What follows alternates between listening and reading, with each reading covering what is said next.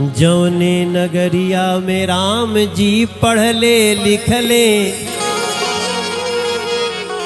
ओही नगरिया में भगतन के भीड़ बैठल बा। ओही नगरिया में भगतन के भीड़ बैठल। जौने नगरिया में वामन अवतार भइल, तीन डेग में तीनों लोकन के नाप लिहले। ओही नगरिया में कथा श्रवण खातिर दिल्ली से भाग के मनोजवो आज बैठल बा। ओही नगरिया में मनोजो आज बैठल। छोटी उम्र में जे राम जी के मांग लिहले, दशरथ के आंसू के। छोटी उमरिया में जे राम जी के मांग लिहले, दशरथ जी के आंसू भी रोक नहीं पावल हो। गुरु जी, मैं कभी कभी सोचता हूं, जब विश्वामित्र जी गए होंगे राम जी को लक्ष्मण को मांगने के लिए, अगर हमारा आपके बच्चा 15-16 साल में हॉस्टल में पढ़े खातिर घर से बाहर जाए तो लागेला कि करेजा निकल गए। और वही छोट उम्र में एगो महात्मा, एगो मुनि, एगो सिद्ध पुरुष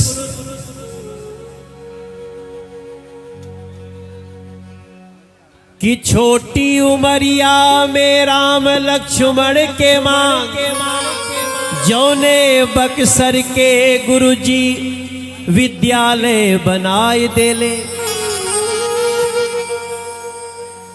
ओही बक्सर में आज विश्वामित्र धरती पर भागवत कथा के महाकुंभ आज बरसत बा। भागवत कथा के महाकुंभ आज बरसत।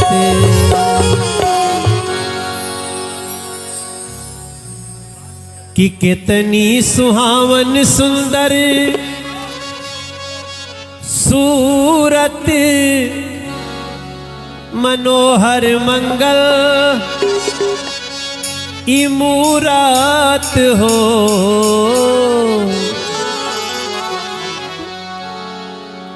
कितना सुंदर मुहूर्त बा, कितना सुंदर मूरत बा। हमनी के बिहार में मेहरारू अपने पति के सैया जी कहेली, बलम जी कहेली, राजा जी कहेली। वही भाव में हमरा तो इतना सुंदर लागता कि कितनी सुहावन सुंदर सूरत, मनोहर मंगल मूरत हो। ए राजा जी, ए राजा जी, हे राजा जी, ए करे तारा जरूरत मूरत खूबसूरत हो। हे राजा जी, ए करे तारा जरूरत मूरत खूबसूरत हो।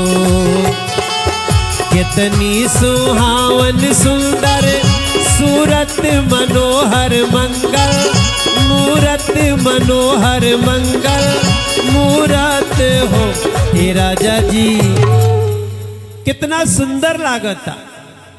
आप लोग जब कथा सुनब जा तो सुनत सुनत अपने बच्चन खातिर मांगब जा कोई कही कि हमरा बुझाता बबुआ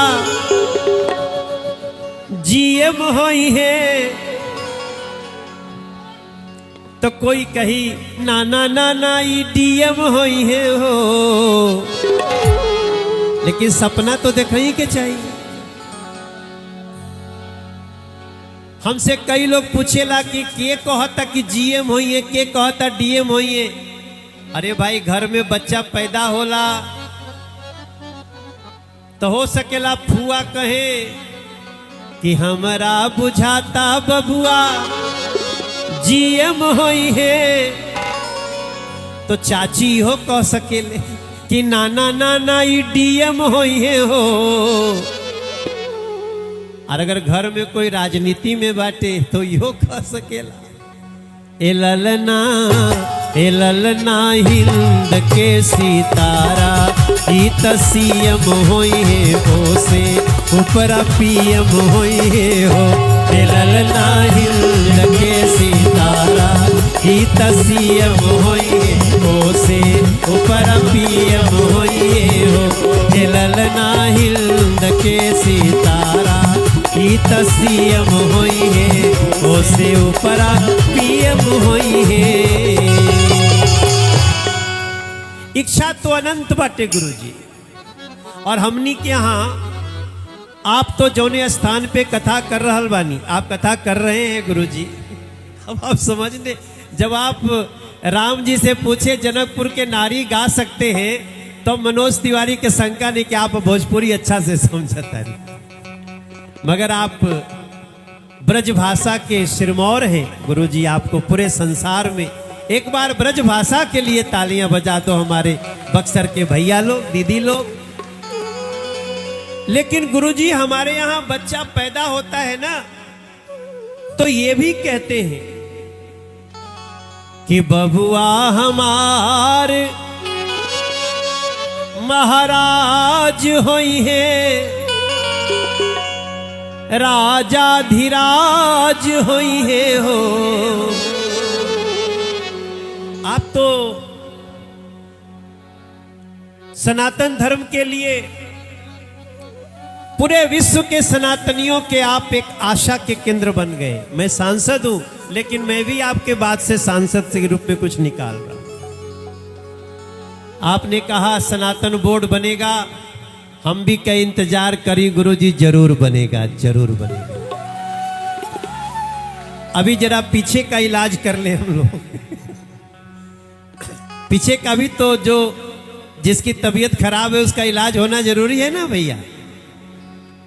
लेकिन हमनी के गांव में बचपन में कहा जाला कि बबुआ हमारे महाराज होई है, राजा धीराज होई है हो। ए ललना धातु मेरा पोखराज होई है, सिरवा के ताज होई है हो। ए ललना धातु मेरा पोखराज होई है, सिरवा के ताज होई हो। ए ललना धातु मेरा पोखराज होई है, सिरवा के ताज होई है। हमारे यहाँ शिक्षा का भी बड़ा मान्यता है गुरु। लोग ये भी कहेला कि होई है वाइस चांसलर यूनिवर्सिटी के, मेयर लंदन सिटी के नु हो। ये भी प्रार्थना करते हैं ए ललना होम सेक्रेटरी गवर्नमेंट के ता हीरा अपना मिट्टी के नो। ए ललना होम सेक्रेटरी गवर्नमेंट के ता हीरा अपना मिट्टी के नो।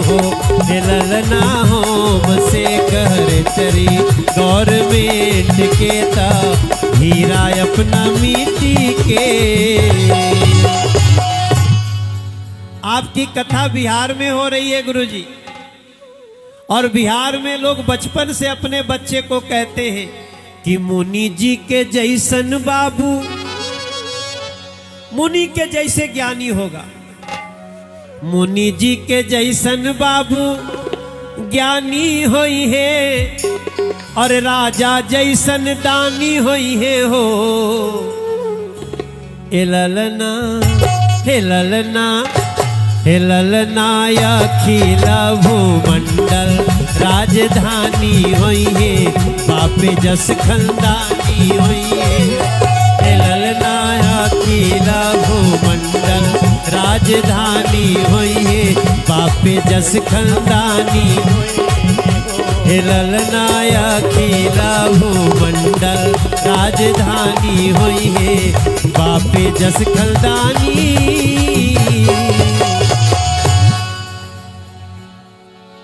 सबके मन में बहुत कुछ रहेला, और हमनी के भजन में एकर भाव भी मिलत रहेला। हमारे यहाँ एक बहुत प्रसिद्ध गीत गवाता, अभी नवरात्र बीतल बाटे, यहाँ बैठा हर आदमी जानता है गुरुजी गीत। हमार माई हमरा के सिखौले रहे कि निबिया के डाढ़ मैया डालेली झूलुआ हो, कि झूली रे झूली ना। हम ठीक कलिए ना, आप लोग के याद बा ना? केकरा केकरा याद बाटे एक बार हाथ उठा के बता दे, और सब लोग मिलके गावे की कि मैया मोरी गावेली गीतिया हो, कि झूली झूली ना। मैया मोरी गावेली गीतिया हो, कि झूली झूली ना। निबिया के डाढ़ मैया डालेली झूलुआ हो, कि झूली झूली ना। निबिया के डाढ़ मैया डालेली झूलुआ हो, कि झूली झूली ना। हम देख रहे हैं आपका हाथ उठ रहा है, ये तो गाना ही ऐसा है कि ताली भी बजे के चाहिए और गावे के भी चाहिए। कि जवनी असीस मैया मालिनी के दिहलो, मैया उहे असीसियाना।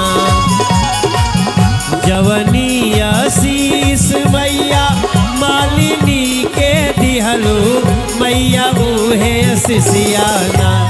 ए मैया उहे असीसियाना। अपने अपने दोनों हाथ उठा के मांगिएगा कि थोड़ा थोड़ा हमनों के दिया, मैया उहे असीसियाना। कि थोड़ा थोड़ा हमनों के दिया, मैया उहे असीसियाना। जवनी आशीष मैया मालिनी के दिहलो, मैया उहे असीसिया। एक बार गुरुजी के लिए भी मांगना चाहिए ना, हम लोग मांगे कि जवनी आशीष। ये पूरी एक कहानी है और अंत में मांगा जाता है। कहानी सबको पता है। ए मैया उहे असीसियाना, देवकी नंदन गुरुजी के दिया, मैया उहे असीसियाना। देवकी नंदन गुरुजी के दिया, मैया उहे असीसियाना। जवनी आशीष मैया मालिनी के दिहलो, मैया उहे असीसियाना। ए मैया उहे असीसियाना। विजय खातिर न मांगब तो बेकार हो जाए। देखो कथा कराना 100 बेटियों की शादी कराने के बराबर होता है। 100 बेटी की शादी कराते हो और कथा करवाते हैं, भागवत कथा। इतना बड़ा कष्ट भी है, पुण्य भी है। उन विजय बाबू के लिए भी मांगेंगे कि मैया उहे असीसियाना। हमरे विजय बाबू के भी दिया, मैया इहे असीसियाना। अपने बला कवा के दिया, मैया उहे असीसियाना।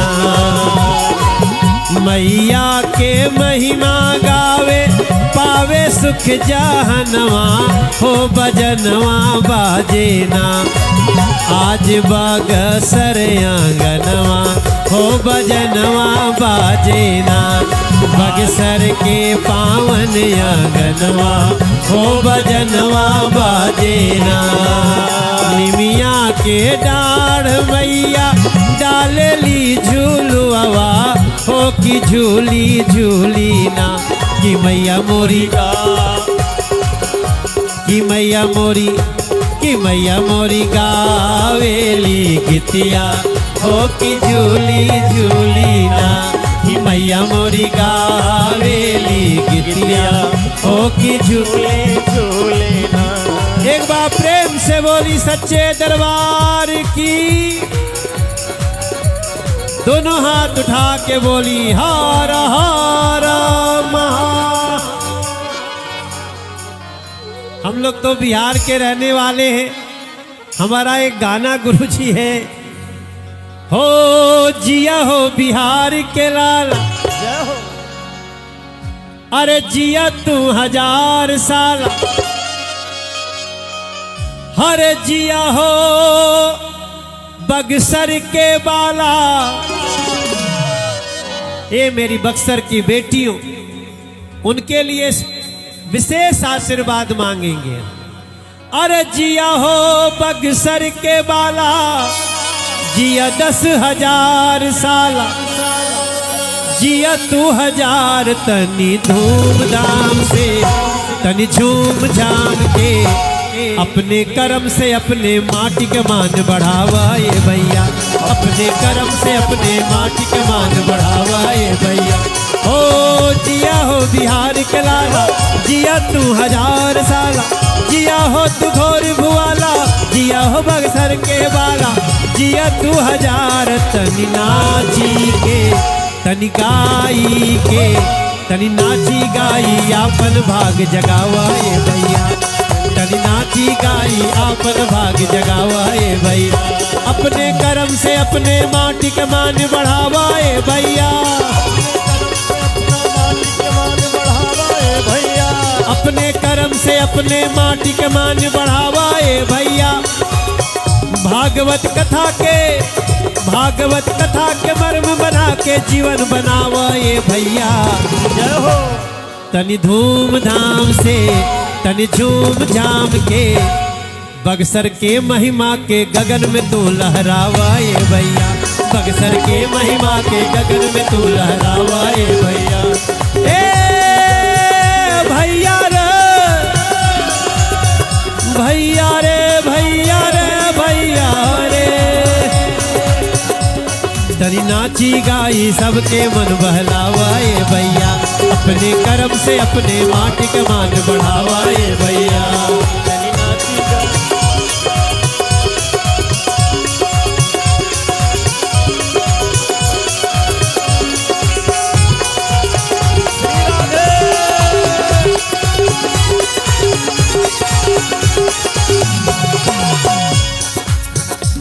हमारे मन में एक भाव आ रहा है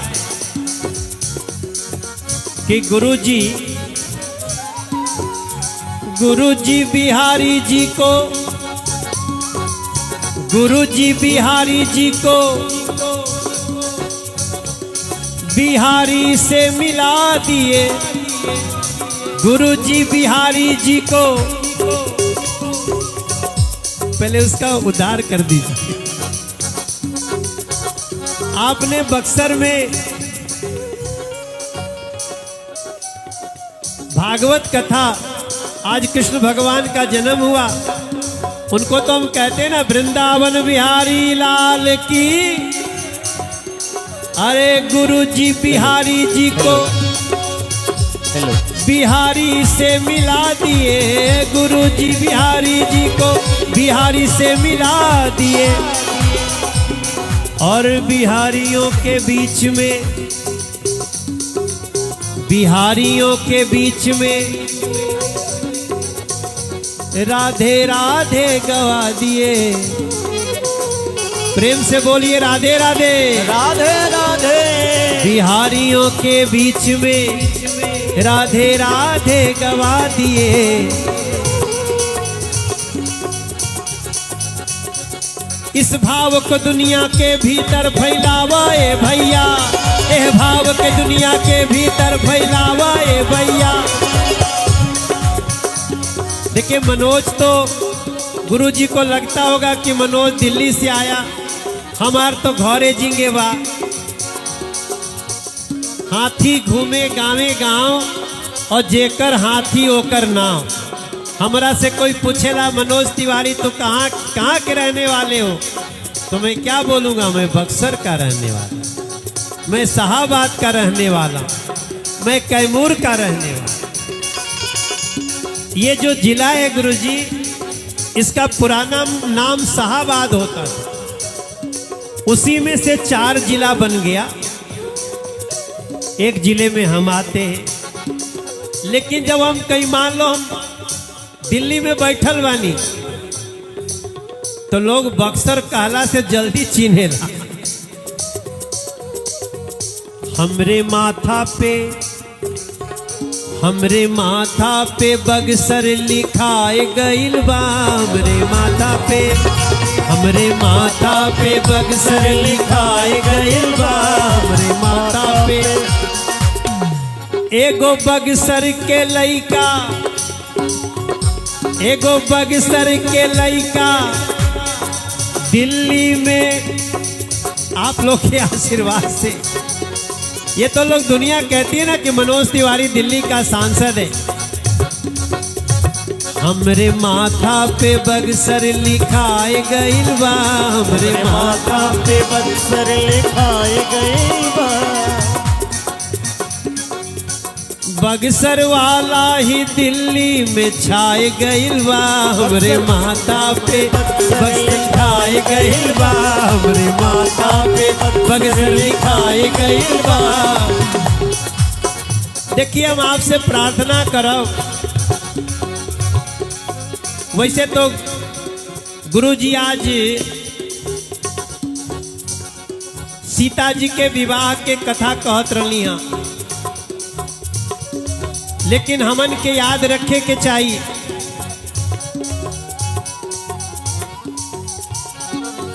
हमन के जो अपन संस्कृति बाटे ओकरा के कबो भुलाए के नहीं खे।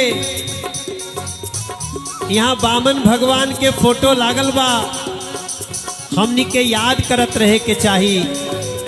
ये धरती में बामन भगवान के अवतार भइल, ये धरती विश्वामित्र जी के सिद्ध आश्रम बनल, यही धरती में राम जी पढ़ लिख के पूरे संसार में सबके हरा देले। हमनी के बक्सर, और बक्सर से बक्सर जागी तब पूरा संसार जाग जाए। देखिए दिया रखल, यहाँ कलश रखल बा। मैं कलश यात्रा का फोटो देख रहा था गुरु, ऐसा लग रहा था कि कितनी बड़ी रैली जा रही है। जब भी कभी कथा हो के कलश में जरूर कलश लेके जाए आप, और जात जात गावत रहे के चाहिए। का गावे के चाहिए?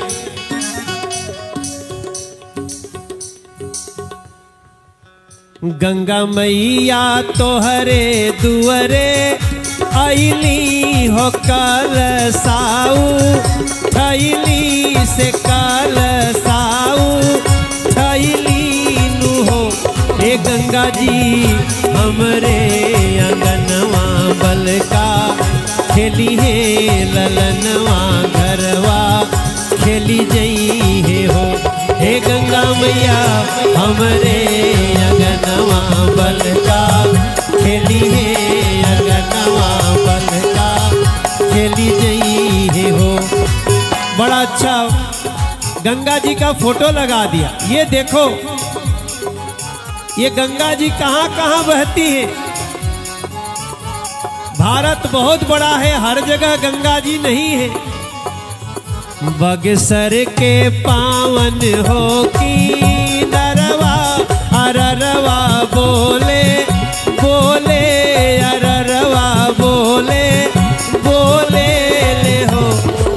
गंगा मैया अपनी लहर हमके दी तू वही में सुखवा पैती नु हो। हे गंगा मैया अपनी लहर हमके दी तू वही में हम बैठी नु हो। हे गंगा जी अपने लहर हमके दी तू यररवा सुखवा।